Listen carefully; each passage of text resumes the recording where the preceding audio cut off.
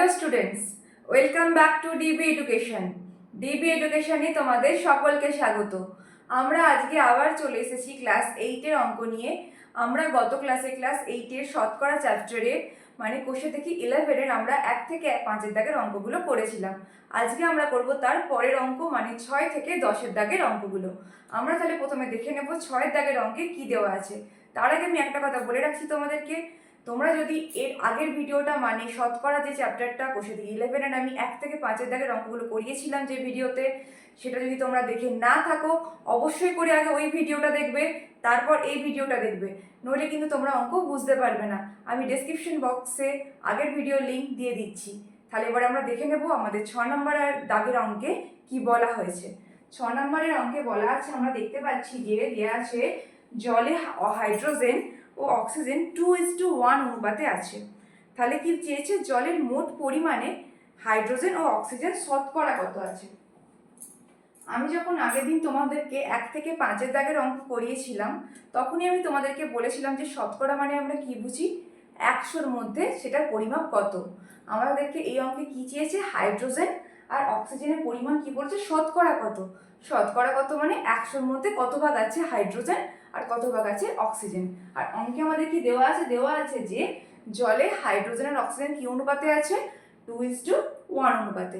এবার 2:1 অনুপাতে হাইড্রোজেন আর কি আছে, অক্সিজেন আছে। হ্যাঁ, তাহলে আমরা কি দেখতে পাচ্ছি, অঙ্কে কি দেওয়া আছে যে জলে হাইড্রোজেন আর অক্সিজেনের পরিমাণের অনুপাত কত, হাইড্রোজেন ইস্টু অক্সিজেন। আমি অনুপাতটাকে ইস্টু আকারে আমরা লিখতে পারি, তাই আমি সেই আকারেই লিখলাম। জলে হাইড্রোজেন ইস্টু অক্সিজেন সমান কত দেওয়া আছে, 2:1। তোমরা ক্লাস 7-এ অনুপাতের চ্যাপ্টারে এরকম অঙ্ক করেছো। অনুপাতের অঙ্ক এরকম দেওয়া থাকলে আমাদেরকে কি বের করতে হয়, আমাদেরকে আনুপাতিক ভাগার বের করতে হয়। আনুপাতিক ভাগার আমাদেরকে কিভাবে বের করতে হয়, যেমন আমরা এখানে হাইড্রোজেনের পরিমাণের আনুপাতিক ভাগার বের করব। হাইড্রোজেনের পরিমাণের আনুপাতিক ভাগার, কিসে হাইড্রোজেনের পরিমাণের আমি আনুপাতিক ভাগার বের করছি, আমি বের করছি জলে হাইড্রোজেনের পরিমাণের আনুপাতিক ভাগার। তোমরা আগে ক্লাস 7-এ অনুপাতের চ্যাপ্টারে আনুপাতিক ভাগার বের করেছো, ঠিক সেরকমভাবে তোমরা যেভাবে বের করেছো ঠিক সেরকমভাবে আমরা এখানে জলে হাইড্রোজেনের পরিমাণের আনুপাতিক ভাগার বের করব। আমরা কি দেখতে পাচ্ছি, আমাদের অঙ্কে হাইড্রোজেন ইস্টু অক্সিজেন দেওয়া আছে। কি দেওয়া আছে পরিমাণ, এটা 2:1। তাহলে হাইড্রোজেন আগে আছে, তারপর অক্সিজেন আছে, আর এখানে কি দেখতে পাচ্ছি 2 আগে তারপরে 1 আছে। তাহলে আমরা বলতে পারি যে হাইড্রোজেনের পরিমাণটা কোনটা, প্রথমেরটা মানে 2। তাই আমরা যেটা হাইড্রোজেনের পরিমাণ সেটাকে আমরা উপরে লিখে দিলাম। তলে আমরা কি করি, 2+1 মানে হাইড্রোজেনের সাথে এখানে যেমন অক্সিজেন আছে, যখন যে কোনো এক বা একাধিকের অনুপাত দেওয়া থাকে সেগুলোকে আমরা যোগ করে তলায় বসিয়ে থাকি। তোমরা ক্লাস 7 এটা করেছো, আমি তাও আরেকবার তোমাদেরকে রিমাইন্ড করিয়ে দিচ্ছি। আমরা এরমভাবে কোনো অনুপাত থেকে এক একটা টার্মের আনুপাতিক ভাগার বের করে থাকি। কী করে বের করি, তাহলে যেটা আমার হাইড্রোজেনটা প্রথমে, তো এখানে হাইড্রোজেনেরটা লিখে নিলাম। আর এখানে যে অনুপাতটা দেওয়া আছে, এখানে হাইড্রোজেন ইস্টু অক্সিজেন আছে মানে 2খানা দেওয়া আছে, এখানে 2-এর বেশিও থাকতে পারতো। সেক্ষেত্রে কি করতে হয়, যতগুলো থাকে সেগুলোকে আমরা যোগ করে হরে বসিয়ে দিই। তাহলে কত পাচ্ছি আনুপাতিক ভাগার, 2/3। এবার আমরা একই রকমভাবে কি করব, অক্সিজেনের আনুপাতিক ভাগার বের করব। কিরকমভাবে, একই রকমভাবে আমরা কি দেখতে পাচ্ছি, অক্সিজেন কিছু কোথায় আছে, দ্বিতীয়তে আছে। তাহলে অক্সিজেনের কোনটা, 1। আর আমি কি বলেছিলাম, তলায় কি করতে হয়, যতগুলো থাকে সেগুলোকে যোগ করে বসিয়ে দিতে হয়। আমি যোগ করে বসিয়ে দিচ্ছি, তাহলে 1/3। বোঝা গেছে।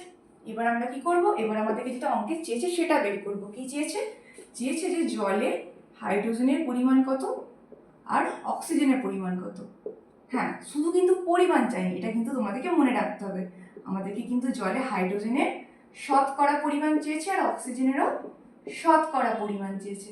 শতকরা পরিমাণটা আমরা কি করে বের করব, আমরা আনুপাতিক ভাগার কি পেলাম, এটা তো জলে আনুপাতিক ভাগার তো আনুপাতিক ভাগার না, জলে হাইড্রোজেন অক্সিজেন এই অনুপাতে ছিল। আর আমরা কি আনুপাতিক ভাগার পেলাম, এখানে হাইড্রোজেনের 2/3। তাই আমি এখানে 2/3 লিখে দিলাম। এটা আমি এখানে জলের হাইড্রোজেনের আনুপাতিক ভাগার পেয়েছি, ইন্টু আমি কি করব 100%। কেন করব, কারণ আমাদেরকে কি বলেছে, শতকরা পরিমাণ। তাহলে 100-র মধ্যে কত পার্সেন্টেজ জল হাইড্রোজেন আছে। জলের পরিমাণ যদি 100% হয় তাহলে তাতে হাইড্রোজেন কত পার্সেন্ট আছে আর অক্সিজেন কত পার্সেন্ট আছে আমাদেরকে চেয়েছে। তাহলে আমরা যেমনভাবে করলাম, প্রথমে আমরা আনুপাতিক ভাগাকার বের করলাম, সেটা ইন্টু 100% করে আমরা কাটাকাটি করে নেব। কিন্তু আমরা দেখতে পাচ্ছি এখানে আমাদের কাটাকাটি যাচ্ছে না, তাই এটাকে আমরা গুণ করে দিলাম। 102 এ 200, 200/3%। 200/3কে আমরা দেখতে পাচ্ছি যে এটা আমাদের অপ্রকৃত ভগ্নাংশে আছে, তাই এটাকে আমাদেরকে মিশ্র ভগ্নাংশে আনতে হবে। তার জন্য আমরা কি করব, রাফে ভাগ করে নেব। 200কে 3 দিয়ে ভাগ করে নেব। 3 6 18, আবার 3 6 18, তাহলে কত পাচ্ছি, উপরে কি আছে 66, তাহলে 66 পূর্ণ ভাগশেষ কত 2, আর হর তো 3 আছে, তাহলে 66 পূর্ণ 2/3%। আর একটা কথা, আমি এখানে পার্সেন্টে লিখে দিয়েছি, কিন্তু পার্সেন্টে এখানে লেখা চলবে না। কেন বলো তো, যখন আমরা কোনো অঙ্কের শতকরা ভাষাটা ব্যবহার করি না, তখন কিন্তু আর পার্সেন্টেজ দেওয়া যায় না। যখন আমরা শতকরাটা লিখবো না, আমি হয়তো শতকরাটাকে মুছে দিলাম, সেক্ষেত্রে কিন্তু আমাকে অবশ্যই পার্সেন্টেজ ব্যবহার করতে হবে, কিন্তু একসঙ্গে দুখানা কিন্তু ব্যবহার করা যাবে না। এবার আমরা কি করব, আমরা হাইড্রোজেনের পরিমাণ পেয়ে গেলাম, শতকরা পরিমাণ। এবার আমরা কার পরিমাণ বের করব, এবার আমরা অক্সিজেনের পরিমাণ বের করব। তাহলে কি লিখবো, জলের কথাটা লিখলাম না, অক্সিজেনের শতকরা পরিমাণ কি করে বের করব আমরা, একই রকম ভাবে এখানে যেমন আনুপাতিক ভাগার কত আছে অক্সিজেনের 1/3, 1/3 ইন্টু 100%। 1/3 ইন্টু 100% মানে এটাকে আমরা কি দেখতে পাচ্ছি যে এখানেও আমার কোনো কাটাকাটি যাচ্ছে না, তাই আমরা কি করব, এটাকে আমরা গুণ করে নেব। এখানে 100-র সাথে 1 গুণ করলে কত হয়, 100ই হয়। এখানে 100/3, পার্সেন্টেজটা আমি আবার দিয়ে দিয়েছি, কিন্তু পার্সেন্টেজটা দেওয়া চলবে না, তাই পার্সেন্টেজটা আমি মুছে দিলাম। এটাকে আমরা কাটাকাটি তো যাবে না, তাই আমি কি করে নেব, এই অপ্রকৃত ভগ্নাংশটাকে এরকমভাবে রাফে ভাগ করে আমি মিশ্র ভগ্নাংশে কনভার্ট করে দেব। 3 তিরিকে 9, 3 তিরিকে 9, তাহলে কত পাচ্ছি, 33 পূর্ণ 1/3। এটা আমি কি পেলাম, জলে অক্সিজেনের শতকরা পরিমাণ। তাহলে আমাদের কি কি চেয়েছিল, হাইড্রোজেনের শতকরা পরিমাণ, সেটা হচ্ছে 66 পূর্ণ 2/3, আর কি চেয়েছিল অক্সিজেনের শতকরা পরিমাণ, সেটা আমরা কত পেলাম, 33 পূর্ণ 1/3। তাহলে আমরা কি করলাম, প্রথমে আমরা আনুপাতিক ভাগার বের করলাম। আনুপাতিক ভাগার মানে কি, যেমন এখানে হাইড্রোজেনে কত পেয়েছিলাম, 2/3। 2/3 মানে কি বোঝাচ্ছে, যে 3 ভাগের মধ্যে 2 ভাগ হাইড্রোজেন আছে, সেটা আমাদের কি চেয়েছে, শতকরা পরিমাণ কত, তাই ইন্টু 100% করে দিয়েছিলাম।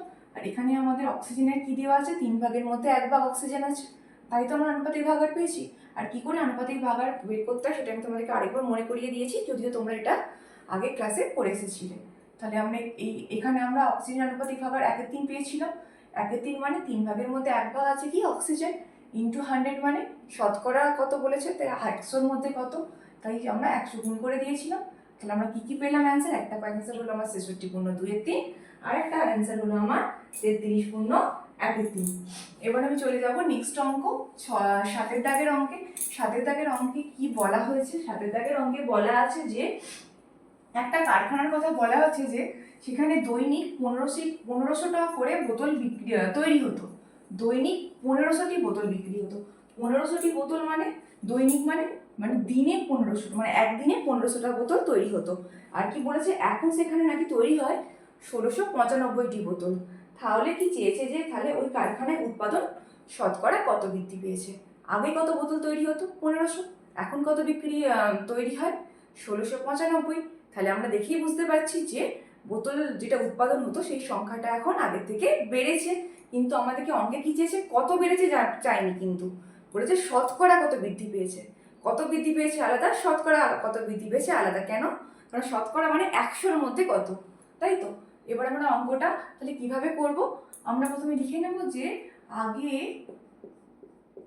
দৈনিক বোতল উৎপাদন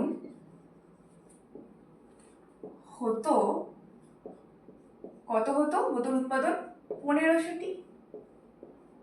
আর এখন কত বোতল উৎপাদন হয় আমাদের অঙ্কে বলা হয়েছে, এখন দৈনিক বোতল উৎপাদন হয় 1695টি। তাহলে এবার তোমরা বলো যে বোতল উৎপাদন কতটা বৃদ্ধি পেয়েছে সেটা আমরা কি করে বের করব? বোতল উৎপাদন বৃদ্ধি পেয়েছে, কত বৃদ্ধি পেয়েছে সেটা আমরা কি করে বের করব?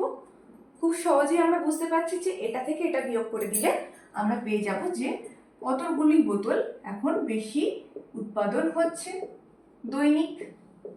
দৈনিক মানে কিন্তু দিনে, ঠিক আছে, মানে প্রতিদিন। এটা বিয়োগ করলে আমরা কত পাবো? 195টি। এবার আমরা কি করব? আমাদেরকে অঙ্কে কি চেয়েছে? আমাদের কিন্তু অঙ্কে আমি আগেও বলেছি যে কতগুলি বোতল বৃদ্ধি পেয়েছে উৎপাদন, সেটা কিন্তু আমাদেরকে চাইনি। আমাদেরকে চেয়েছে শতকরা কতগুলি বোতল উৎপাদন বৃদ্ধি পেয়েছে। সেটা আমরা কি করে বের করব? আমরা সেটা বের করব এরম ভাবে যে শতকরা বোতল আগে আমরা লিখে নেব। শতকরা বোতল উৎপাদন বৃদ্ধি পেয়েছে, কি করে বের করব? যেটা বৃদ্ধি পেয়েছে মানে যেমন এখানে 195টি বেড়েছে, আগে 1500 এখন 1695, মানে কতগুলো বোতল উৎপাদন বেড়েছে? তাহলে এখন ডেইলি 195টি করে বেশি বোতল উৎপাদন করা হয়। তাহলে যেটা বেশি মানে যতটা বেশি করা হয় উৎপাদন, সেইটাকে আমরা ওপরে লিখে দেবো। আর তলায় কত লিখবো বলো তো? কত তুলনায় বেশি, মানে কত তুলনায় মানে আগে কত হতো তার থেকে বেশিটা হচ্ছে। মানে আমরা যখন কোনো কিছু ক্ষেত্রে হয়তো তোমরা ধরো বলে থাকি যে কেউ হয়তো তোমার পরীক্ষায় অঙ্কে 80 পেয়েছো, ঠিক আছে, তারপরে বলে তোমরা অঙ্কে পেলে 86, ঠিক আছে, প্রথমবারে তোমরা পেয়েছিলে 80, তারপরে এবারে তোমরা পেলে কত? 86। তাহলে তখন তোমরা কি বলবে? আমরা 6 নাম্বার বেশি পেয়েছি, তাই তো? আমরা আগের বারের থেকে 6 নাম্বার বেশি পেয়েছি, বা তোমরা এটাও বলে থাকো নিশ্চয়ই। আগের বারের থেকে আমরা বলি না, হয়তো আমরা এরকমই বলে দিই একবারে যে আমরা 6 নাম্বার বেশি পেয়েছি, এবারে আমি 6 নাম্বার বেশি পেয়েছি, বলি তো এবারে 6 নাম্বার বেশি পেয়েছি। তাহলে এবারে তুমি যখন বলো যে এবারে 6 নাম্বার বেশি পেয়েছি, তার মানে তুমি কি বলতে চাইছো? কোনটার থেকে বেশি পেয়েছো? আগের বারের থেকে। আগের বারে কত পেয়েছিলে? 80, তাহলে 80 থেকে 6 নাম্বার বেশি পেয়েছো, এটাই তো তুমি বলতে চাও। তাহলে এখানে 195টি কি উৎপাদন বেড়েছে? কত থেকে বেড়েছে? 1500 থেকে। তাহলে কার থেকে বেড়েছে? 1500 থেকে। ঠিক যেমন এখানে তোমরা বলো যে এবারে আমি 6 নাম্বার বেশি পেয়েছি, তাহলে 80 থেকে 6 নাম্বার বেশি পেয়েছিলে আগের বারের থেকে। তাহলে এখানেও যে 195টা বেড়েছে, একই রকমভাবে ওটা কার থেকে বেশি? 1500 থেকে বেশি বেড়েছে। 1500 থেকে বেশি, সরি বেড়েছে না, 1500 থেকে বেশি উৎপাদন হয়েছে 195টি। তাহলে তলায় কত বসবে বলো তো? 1500। তাহলে তোমরা এটা এরমভাবে জিনিসটাকে ভাববে যে এটা তো বেড়ে যাওয়ার পর তো 1695 হয়েছে, কিন্তু আগে যেটা ছিল মানে যার তুলনায় বেড়েছে, বা এই অঙ্কে যেমন বৃদ্ধি পেয়েছে দিয়েছে, অনেক অঙ্কে তোমরা হয়তো দেখতে পাবে যে হ্রাস পেয়েছে দিয়েছে বা কমেছে। কমেছে কিন্তু তোমরা কার সাথে এটাকে কম্পেয়ার করবে? অবশ্যই যেটা আগে ছিল, কারণ আগের তুলনায় বাড়ে আবার আগের তুলনায় কমে, তাই তো? এবার আমরা কি করব? এটাকে আমরা কাটাকাটি করে নেব। কাটাকাটিটা আমরা এবার করে নেব। 0 0 প্রথমে আমরা কেটে দিচ্ছি। আচ্ছা, আমি এখানে আবার একটা জিনিস ভুল করেছি, সেটা হচ্ছে ভুল নয়, মানে ভুলই বলা যায় এটাকে, পার্সেন্টেজটা আবার দিয়ে দিয়েছি। পার্সেন্টেজটা দেওয়াটা একটা অভ্যেস হয়ে গেছে, পার্সেন্টেজটা আমি মুছে দিলাম। এবার আমরা কি করব? এটাকে আমরা কাটাকাটি করে নেব। 15 আর 195 ডাইরেক্ট কাটাকাটি চলে যাবে। 15 একে 15, 15 তিনে 45। তাহলে আমরা কি দেখতে পাচ্ছি? শতকরা 13টি বা 13% আমাদের কি দেখতে পাচ্ছি? বোতলের উৎপাদন বৃদ্ধি পেয়েছে। তাহলে আমার 7 দাগের অ্যান্সার কত হচ্ছে? শতকরা 13টি বা 13% বোতলের উৎপাদন বৃদ্ধি পেয়েছে। আমরা এবার চলে যাব 8 দাগের অঙ্কে। আমরা দেখতে পাচ্ছি 8 দাগের অঙ্কে দেওয়া আছে যে সাধারণ বায়ুতে নাইট্রোজেন, অক্সিজেন আর কার্বন ডাইঅক্সাইডের পরিমাণ শতকরায় বা পার্সেন্টেজে। আর আমাদেরকে অঙ্কে কি চেয়েছে? 25 লিটার বায়ুতে কোন গ্যাস কতটুকু আছে সেটা হিসাব করতে বলেছে। আচ্ছা, প্রথমে আমরা দেখে নেবো যে কোনটার পরিমাণ কত পার্সেন্টেজ আছে, সেটা আমরা আগে নোট ডাউন করে নেব। নাইট্রোজেনের পরিমাণ কত পার্সেন্ট আছে? নাইট্রোজেন, আচ্ছা কি কি গ্যাস আছে আগে আমরা সেই নামগুলো লিখে নিই। নাইট্রোজেন, আর কি আছে? অক্সিজেন, আর কি আছে? আর আছে কার্বন ডাই অক্সাইড। কোনটার পরিমাণ কতটা দেওয়া আছে সেটা আমরা আগে নোট ডাউন করে নেব। কতটা দেওয়া আছে? প্রথমটার পরিমাণ মানে নাইট্রোজেনের পরিমাণ দেওয়া আছে 75.6%, অক্সিজেনের 23.04%, আর কার্বন ডাইঅক্সাইড 1.36%। আর আমাদেরকে কি চেয়েছে? 25 লিটার বায়ুতে এই তিনখানা গ্যাসের পরিমাণ কত কত থাকবে। এটা আমরা আবার কি করে বের করবো বলো তো? দেখো, অঙ্কে আমাদের যেটা প্রদত্ত বা দেওয়া আছে যে নাইট্রোজেনের পরিমাণ বায়ুতে এত, অক্সিজেনে এত, কার্বন ডাইঅক্সাইডে এত। এবার তোমরা ভালো করে লক্ষ্য করো যে প্রত্যেকটা পরিমাণে কিন্তু পার্সেন্টেজে দেওয়া আছে। আর নাইট্রোজেনের পরিমাণ যেমন আছে 75.6%, নাইট্রোজেনের পরিমাণ বায়ুতে 75.6% মানে কি বোঝাচ্ছে বলো তো?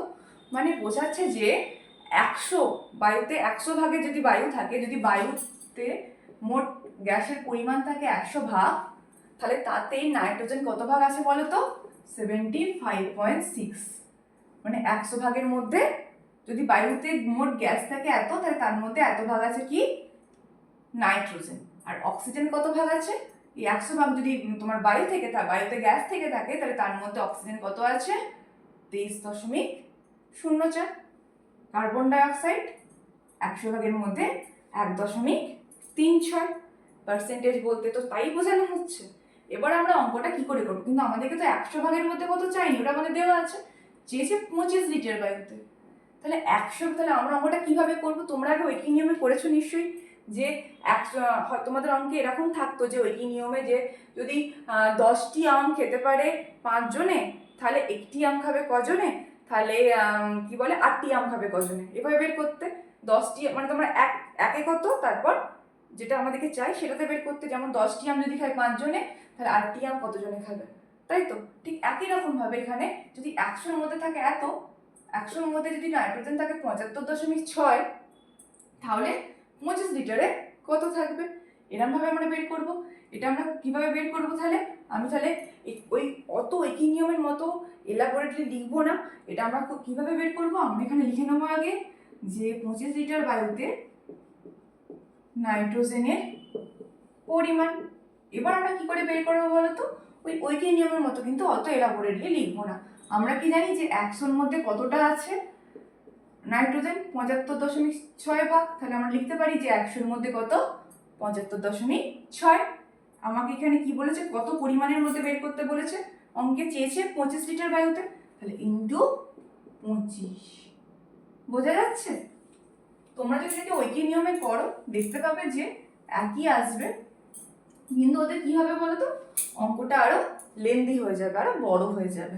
তার থেকে এটা ভাবে, তোমরা যদি এরকম ভাবে ভেবে থাকো তাহলেও কিন্তু জিনিসটা সোজাই হবে। যেমন তোমরা এখানে এটা এরম ভাবেও ভাবতে পারো যে হ্যাঁ, এরম ভাবেও তোমরা ভাবতে পারো, যেমন তোমরা আগে অঙ্কগুলো করতে যে 100 লিটার বায়ুতে 100 লিটার বায়ুতে ঐকিক নিয়ম আকারে আমি তোমাদেরকে ভাবতে বলছি, কিন্তু লিখতে বলবো না, কারণ লিখলে অঙ্কটা অনেক লেন্দি হয়ে যাবে।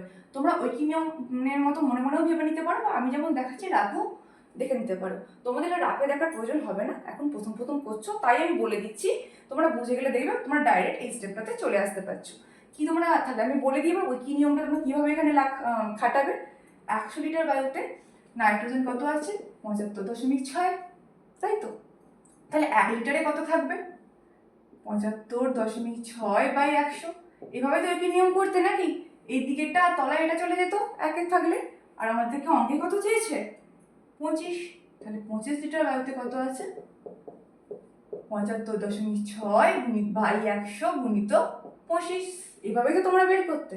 জাস্ট এই এত বড় স্টেপটাকে আমরা করতে চাইছি না এখানে। তাহলে এটা তাহলে এরকম হবে, লাইন টেনে তোমরা অঙ্কে করতে পারবে না। তোমাদের এখানে লিখতে হবে যে 100 লিটার বায়ুতে নাইট্রোজেন আছে বলে লিখতে হবে। এতে অঙ্কটা লেন্দি হয়ে যাবে। তার থেকে তোমরা এভাবে মনে রাখবে যে 100-র মধ্যে কত আছে? এত। আর যত পরিমাণে এখন বের করতে বলেছে ইন্টু 25। বা তোমাদের যদি এরকমভাবে ভাবতে অসুবিধা হয়, তোমরা কিন্তু এরকমভাবে রাফেও করে নিতে পারো, বা চাইলে লিখেও নিতে পারো। তোমরা লিখতেও পারো, আমি লিখতে বারণ করছি না, কিন্তু আমি কেন লিখতে আমি লিখতে একবারেই বারণ করছি না, কিন্তু আমি কেন বলছি লেখাটা যতটা সম্ভব তোমরা না লেখার চেষ্টা, ঐকিক নিয়ম করার চেষ্টাটা না, যতটা সম্ভব কম চেষ্টা করে। কেন বলছি? অঙ্কটা যাতে লেন্দি না হয়ে যায়। আচ্ছা, তাহলে 25 দিয়ে কাটাকাটি করলে 25×100, তাই তো? এবার 4 দিয়ে আমরা কি করবো? এটাকে কাটাকাটি করবো। এবার আমরা রাফে দেখে নেব যে 75.6-কে 4 দিয়ে ভাগ করলে কত পাচ্ছি, বা তোমরা যদি মনে মনেও করতে পারো তাহলে করে নেবে। আমি এখানে তোমাদেরকে রাফে ভাগটা করে দেখিয়ে দিচ্ছি। 4 একে 4, 35, 4 আসছে 32, দশমিক বসলো, 4 9 36।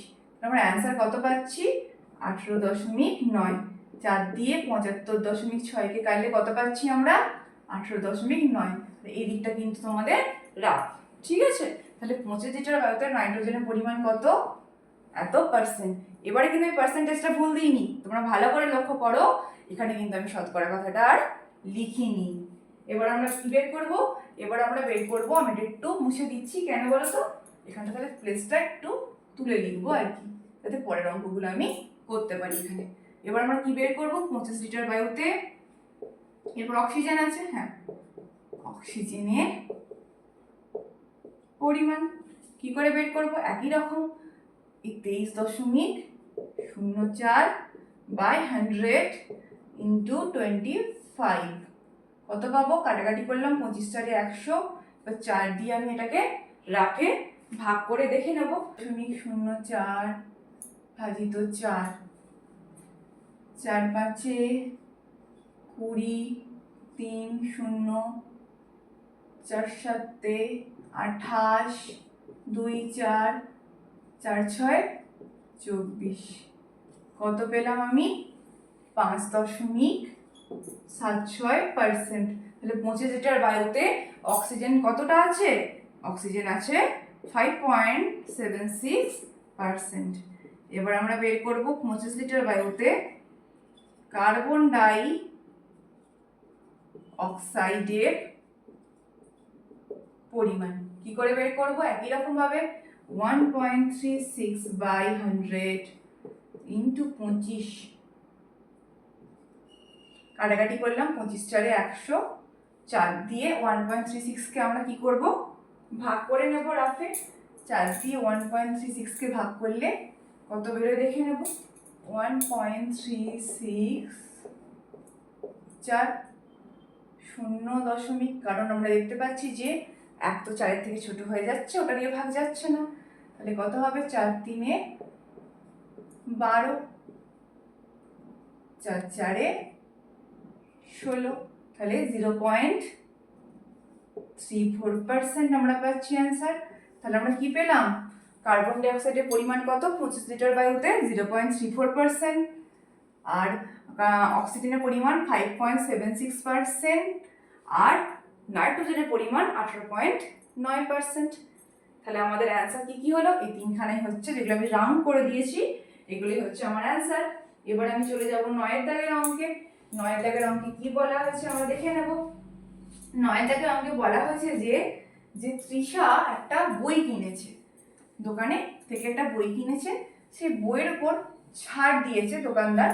বইটা দেওয়ার সময় দোকানদারের নাম কি দিয়েছে, মিলন, তাই তো, হ্যাঁ মিলন। সে কি কত ছাড় দিয়েছে, বলেছে সে পরপর ছাড় দিয়েছে, মানে সে একবারে কিন্তু ছাড় দেয়নি, সে পরপর কত কত ছাড় দিয়েছে, একবার দিয়েছে 10% আর একবার দিয়েছে 5%। তৃষা যখন বইটা কিনেছে মিলনদার কাছ থেকে, মিলনদা বইয়ের দামের উপর পরপর ছাড় দিয়েছে, একবার 10%, একবার 5%। আর বইটির উপর লেখা দাম কি বলা আছে, 200 টাকা। কত লেখা ছিল বই এমআরপি, 200 টাকা। তাহলে মিলনদাকে কত টাকা দিল, তাহলে বইটার দাম এখন কত টাকা পড়লো সেটা আমাদেরকে চেয়েছে। ভালো করে তোমরা অঙ্কটা লক্ষ্য করো, ব্র্যাকেটে কিন্তু দেওয়া আছে পরপর, পরপর 10% আর 5%, একসাথে কিন্তু দেওয়া নেই 15%। তাই 10%, তোমরা এখন অনেকে এখন ভাবতে পারো যে 10% তারপর 5% দেওয়া আছে, আমরা দুটোকে একসাথে নিয়ে তো 15% করেই তো করে দিতে পারি, তাহলে তো 15% ছাড় হচ্ছে না, সেটা হচ্ছে না, সেটা কিন্তু তাহলে অঙ্কটা তোমাদের ভুল হয়ে যাবে। এখানে ভালো করে লক্ষ্য করো, ওই জন্য এখানে ব্র্যাকেটে মেনশন করে দিয়েছে পরপর, আর পরপরের আগেও একটা ভাষা লেখা আছে পর্যায়ক্রমে, মানে প্রথমে 10% ছাড় দিয়ে একটা দাম, 200 টাকা বইটার দাম, প্রথমে দোকানদার তুমি ধরো যে 10% ছাড় দিয়ে বইটা তোমাকে দিচ্ছে, তখন তুমি হয়তো দোকানদারকে রিকোয়েস্ট করলে, দাদা আপনি তো আর একটু ছাড় দিতে পারতেন, আমি আপনার পাকা খদ্দের, এরকম বলতে পারো।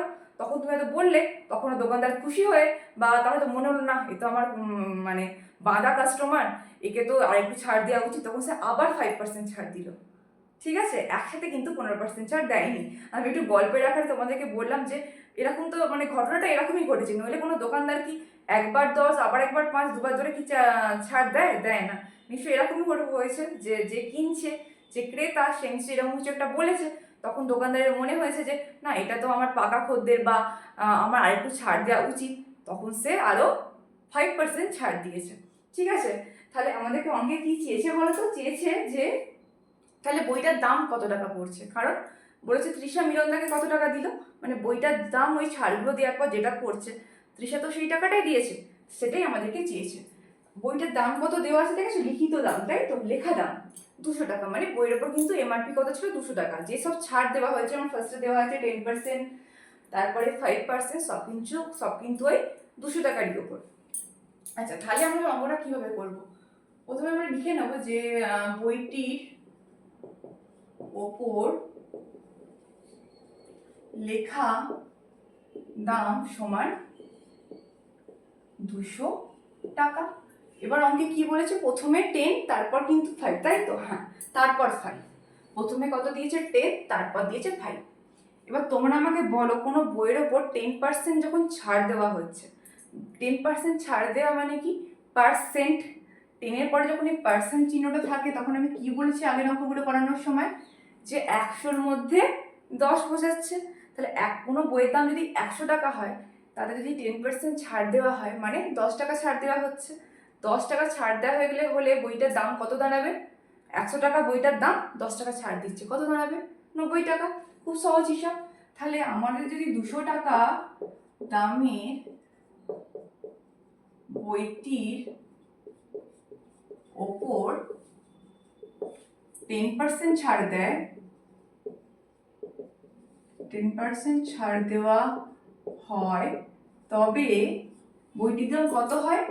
100 টাকার উপর 10% ছাড় দিলে কত হয় বললাম? 90 টাকা, তাই তো? তাহলে 200 টাকার উপর 10% ছাড় দিলে ওই কি নিয়ম, ঠিক একই রকম। 100 টাকার উপর ছাড় দিলে 10% 90 টাকা। তাহলে আমি লিখতে পারি যে 100 টাকার মধ্যে 90 টাকা।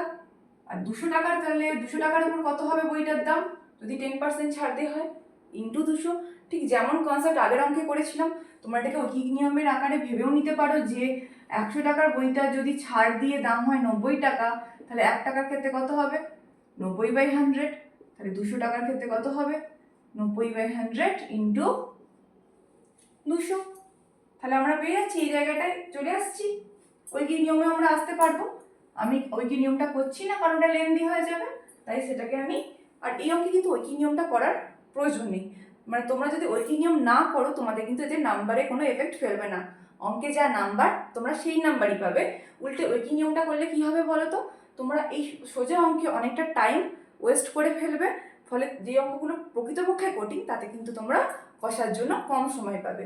সেই জন্য আমি বলছি ঐকিক নিয়মটাকে যতটা সম্ভব অ্যাভয়েড করা যায়। তোমরা প্রথম করলে ঐকিক নিয়মটা রাতে করে দেখে নিতে পারো, তো তারপর প্র্যাকটিস করে করে কিন্তু আর ওই ঐকিক নিয়মটা করার কোনো প্রয়োজন নেই। শুধু এই লাইনটা যেটা আমি লিখলাম সেটা করলেই হবে। তাহলে বইটির দাম কত হবে? টাকা কাটাকাটি করবো, 102 এ 200, কত পাচ্ছি? 90 × 180 টাকা। কিন্তু এটা তো আমাদের বইয়ের দাম তো নয়, এটা তো তৃষা মিলনদাকে দেয়নি। কেন? মিলনদা তারপর আবার খুশি হয়ে আরো 5% কিন্তু ছাড় দিয়েছে। তাহলে কি লিখবো? যে আরো 5% ছাড় দিলে বইটির মূল্য হয়, একই কনসেপ্ট, 100 টাকা কোনো একটা বইয়ের দাম, তাতে 5% ছাড় মানে 5 টাকা ছাড়। 5 টাকা ছাড় দিলে বইটার দাম কত হয়? 95 টাকা। তাই 180 গুণিত 95/100। এবার আমরা কি করব? কাটাকাটি করে নেব। 0 0 কেটে নিলাম, 2 দিয়ে কাটবো, 2 5 এ 10, 2 9 18, 5 দিয়ে কাটলে 19 5 এ 95। তাহলে আমার অ্যান্সার কত পাচ্ছি? 19 9 কত হয়? 171।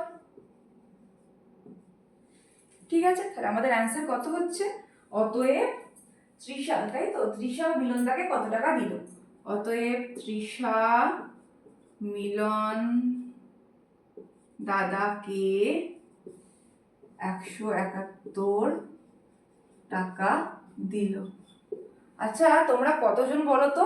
19 নয় যে 171, এটা গুণ না করে বসিয়েছো, শুধু মানে নামতাটাকে রিমাইন্ড করে। কারণ আমি যেটা দেখেছি এখন কিন্তু তোমরা সবাই খুব নামতা ভুলে যাও, তাই আমার মনে হয় বেশিরভাগ জন 19-এর সাথে 9টা ডাফে গুণ করে বসাবে। তোমরা কিন্তু নামতা মনে করে মনে হচ্ছে বেশি জন বসাওনি। যারা 19-এর সাথে 9টার নামতা মানে গুণ না করে নামতা মনে করে বসিয়েছো তারা আমাকে কমেন্ট সেকশনে জানাবে কিন্তু অবশ্যই। আচ্ছা এবার আমরা চলে যাব নেক্সট অঙ্কে। 9 দাগের অঙ্ক আমার হয়ে গেল, এবার আমার চলে যাবো 10 দাগের অঙ্কে। ঠিক আছে, 10 দাগের অঙ্কে কি বলা আছে? 10 দাগের অঙ্কে বলা আছে যে একটি বর্গক্ষেত্রের প্রতিটি বাহুর দৈর্ঘ্য আমরা 10% কি করছি? বাড়াচ্ছি। আচ্ছা ওই বর্গক্ষেত্রের ক্ষেত্রফল শতকরা কত বাড়ালে কত বাড়বে, তাহলে সেটা আমাদেরকে হিসাব করতে বলেছে। কত বাড়বে সেটা আমাদেরকে কি বলেছে? ত্রৈরাশিক পদ্ধতিতে হিসাব করতে। কি দেওয়া আছে? একটি বর্গক্ষেত্রের বাহু দৈর্ঘ্য কত বাড়ানো হচ্ছে? 10% করে বাড়ানো হচ্ছে। ধরো এটা একটা বর্গক্ষেত্র, আমার আঁকাটা পুরোপুরি বর্গক্ষেত্রের মতো সোজা হয়নি, লাইনগুলো টেড়ে বেঁকে গেছে, কিন্তু এটা একটা বর্গক্ষেত্র তোমরা ধরে নাও। কি বলেছে? প্রতিটা বাহু মানে এটা একটা বাহু, এটা একটা বাহু, এটা একটা বাহু, এটা একটা বাহু। আর আমরা কি জানি বর্গক্ষেত্রে 4টে বাহু দৈর্ঘ্য কি হয়? সমান হয়।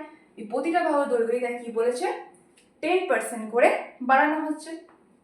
এবার তোমরা ধরে নাও যে আমরা ধরে নেব, ধরি বর্গক্ষেত্রটির প্রতিটি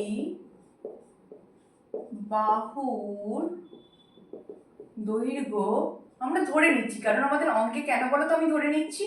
কারণ আমাদের অঙ্কে কিন্তু কোনো দৈর্ঘ্য দেওয়া নেই, শুধুমাত্র বলা আছে যে জাস্ট 10% বাড়ানো হয়েছে।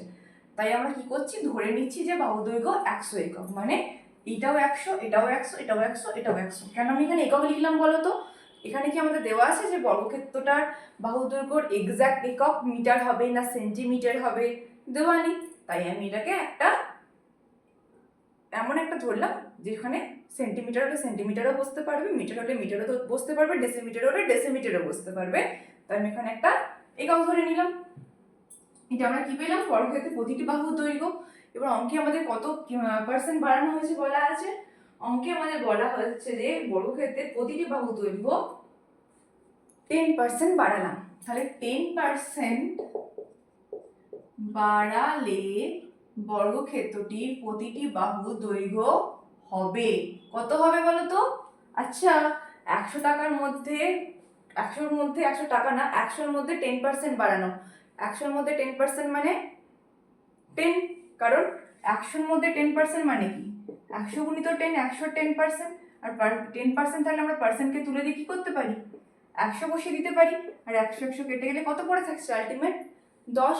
তাহলে 100 যদি 10% বাড়ানো হয় তাহলে আলটিমেট কত বাড়ে? 10 বাড়ে। তাহলে 100 থেকে 10 বাড়লে কত পাবো? আমরা যোগ করে নেবো 100 সাথে 10, যোগ করলে আমরা কত পাবো? 110। তাহলে আমরা কি পাচ্ছি? 10% বাড়ালে বর্গক্ষেত্রের বাহুর দৈর্ঘ্য কত হচ্ছে? 110 একক। কিন্তু অঙ্কে তো আমাদের বাহুর দৈর্ঘ্য বেড়ে কত হচ্ছে চাইনি, চেয়েছে যে যদি বাহুর দৈর্ঘ্য 10% বাড়ে তাহলে ক্ষেত্রফল কত পার্সেন্ট বাড়বে। বর্গক্ষেত্রের ক্ষেত্রফলের সূত্র কিন্তু হয়, যারা জানো না তাদের জন্য আমি লিখে দিচ্ছি, বাহু স্কয়ার। বাহু স্কয়ার মানে এটাকে আমরা আর কি বলতে পারি বাহু স্কয়ার ছাড়া? বা বাহু গুণিত বাহু। এটা কিসের সূত্র? এই বর্গক্ষেত্রের ক্ষেত্রফলের সূত্র। ঠিক আছে, তাহলে এবার বলেছে যে যদি বাহুর দৈর্ঘ্য 10% বাড়ে তাহলে ক্ষেত্রফল কত বাড়বে। তাহলে আমরা কি দেখতে পাচ্ছি এখানে? যে আগে ক্ষেত্রফল ছিল কত ছিল বলতো? আগে বাহুর দৈর্ঘ্য কত ছিল? 100 একক। তাহলে ক্ষেত্রফল কত ছিল? আমি এক্ষুনি বললাম ক্ষেত্রফলের সূত্র কত। কি ক্ষেত্রফলের সূত্র? হচ্ছে বাহু গুণিত বাহু বা বাহু স্কয়ার। তাহলে আমরা কি করবো? এখানে আগে ক্ষেত্রফল কত ছিল লিখবো 100 স্কয়ার। 100 স্কয়ার মানে 100-কে 100 দিয়ে গুণ, তাহলে কত পাবো? একের পাশে 4টে শূন্য। এখানে কি লিখবো?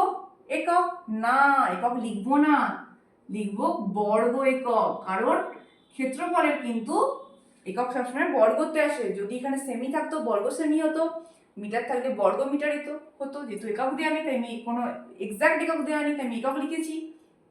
তাহলে আমার এখানে ক্ষেত্রফল একক কি হবে? বর্গ একক। এটা আমার কি পেলাম, আগে এটা ক্ষেত্রফল ছিল, আগে কার ক্ষেত্রফল ছিল বর্গক্ষেত্রের, এখন ক্ষেত্রফল, এখন লিখবো না, লিখবো 10%, বাহু দৈর্ঘ্য 10% বাড়তে ক্ষেত্রফল হয়েছে, ঠিক আছে। 10% বাড়ালে, 10% কি বাড়ালে, বাহু দৈর্ঘ্য 10% বাড়ালে ক্ষেত্রফল হয়, কত হয়, 10% বাড়ালে বাহুর দৈর্ঘ্য কত হচ্ছে 110, তাহলে ক্ষেত্রফল কত হবে, একই সূত্র, বাহু স্কয়ার, তাহলে 110 স্কয়ার, একক সেই বর্গ একক। 110 কে 110 দিয়ে গুণ করলে কত হয়, 11, দুটো শূন্য, 110 আর 110, তো দুটো শূন্য ফার্স্টে বসিয়ে দিলাম, আর 11 করে গুণ করলে কত হয় 121। যদি তোমাদের 11 করে 121 এই বর্গটা 11 বর্গ যদি তোমাদের মনে না থাকে, তোমরা রাফে করে দেখে নেবে, ঠিক আছে। তাহলে আমরা কি পেলাম, যে বাহু দৈর্ঘ্য 10% বাড়ানোর ফলে ক্ষেত্রফল কত হচ্ছে 12,100 বর্গ একক। তাহলে আমাদেরকে কি চেয়েছে, যে শতকরা কত বাহু দৈর্ঘ্য বাড়ছে, তাহলে প্রথমে শতকরার আগে আমরা কি লিখবো, যে বাহু দৈর্ঘ্য বৃদ্ধি পাচ্ছে কত, শতকরার আগে তো আগে আমাদেরকে এমনি বের করতে হয়, তাই আমি এমনি কত বৃদ্ধি পাচ্ছে আগে বের করব। কি করে করব, যেটা পরে বৃদ্ধি পাওয়ার পর সেটা বিযুক্ত আগেরটা, মানে 10,000, এটা বিয়োগ করলে কত পাচ্ছি আমরা 2100। এটার একক কি হবে, বর্গ একক, এটা একক না বর্গ একক, এটা কারণ এটা ক্ষেত্রফলের কথাই হচ্ছে। সরি, আমারটা লেখা ভুল হয়ে গেছে, বাহু দৈর্ঘ্য বৃদ্ধি পাচ্ছে লিখেছি, এটা হবে কিন্তু ক্ষেত্রফল বৃদ্ধি পাচ্ছে, ঠিক আছে, ক্ষেত্রফল বৃদ্ধি পাচ্ছে, ঠিক আছে। তাহলে ক্ষেত্রফল কত বৃদ্ধি পাচ্ছে, তাহলে দেখতে পাচ্ছি ক্ষেত্রফল বৃদ্ধি পাচ্ছে 2100 বর্গ একক। এবার আমাদেরকে কি অঙ্কে কিন্তু আমাদেরকে এটা কিন্তু চাইনি, অঙ্কে কিন্তু আমাদেরকে চেয়েছে যে ক্ষেত্রফলই বৃদ্ধি পাচ্ছে, কিন্তু শতকরা কত ক্ষেত্রফল বৃদ্ধি পাচ্ছে। অঙ্কে আমাদেরকে চেয়েছে যে শতকরা ক্ষেত্রফল কত বৃদ্ধি পাচ্ছে, তাহলে কি লিখবো, অতএব শতকরা ক্ষেত্রফল বৃদ্ধি পাচ্ছে, কি বলেছিলাম আগে, যেটা বৃদ্ধি পাচ্ছে সেটা আমার উপরে থাকবে, তলায় কি থাকে, আগে একটা অঙ্কে আমি উদাহরণ দিয়েছিলাম যে তোমরা পরীক্ষায় আগের বারে 80 পেয়েছিলে, এবারে 86 পেয়েছো, তখন তোমরা কি বলছো যে আমি এবারে 6 নাম্বার বেশি পেয়েছি। 6 নাম্বার তোমরা কোনটা থেকে বেশি পেয়েছো, আগের বারের থেকে, মানে 80 থেকে। তাহলে এখানে এই 2100টা কার থেকে বৃদ্ধি পেয়েছে, প্রথমে যেটা ছিল বর্গক্ষেত্রের ক্ষেত্রফল, মানে এই 10,000 থেকে, তাই তলায় কত থাকবে, যেটা থেকে বৃদ্ধি বা হ্রাস পায়, আমি বলেছিলাম আগেই যে সেটা তলায় থাকবে, আর যতটা বৃদ্ধি বা যতটা হ্রাস পাচ্ছে সেই পরিমাণটা উপরে থাকবে, ইন্টু 100%। আবার পার্সেন্টেজটা দুবার দিয়েছি, শতকরা লিখেও, ঠিক আছে, আমি মুছে দিচ্ছি। এবার আমরা কি করব, এবার আমরা কাটাকাটি করে নেব, প্রচুর শূন্য আছে, খুব সহজ হবে কাটাকাটিটা, কারণ এই তো শূন্য শূন্য, আবার এই শূন্য শূন্য, তাহলে কি পড়ে থাকছে, শুধু 21। তাহলে ক্ষেত্রফল কত বৃদ্ধি পাচ্ছে, তাহলে ক্ষেত্রফল বৃদ্ধি পাচ্ছে 21, শতকরা 21, বা আমি যদি এখানে এখন শতকরাটাকে মুছে দিই, তাহলে কত ক্ষেত্রফল বৃদ্ধি পাচ্ছে 21%। এটাই হচ্ছে কি আমার 10 দাগের কোশ্চেনের অ্যান্সার। আশা করি প্রত্যেকটা অঙ্কই তোমরা বুঝতে পেরেছো। আজকে আমরা 6 দাগ থেকে 10 দাগ পর্যন্ত অঙ্কগুলো করলাম। নেক্সট ক্লাসে আমরা পরের অঙ্কগুলো করব। নেক্সট ক্লাসে তোমাদের সাথে আবার দেখা হচ্ছে। সবাই ভালো থেকো, সুস্থ থেকো।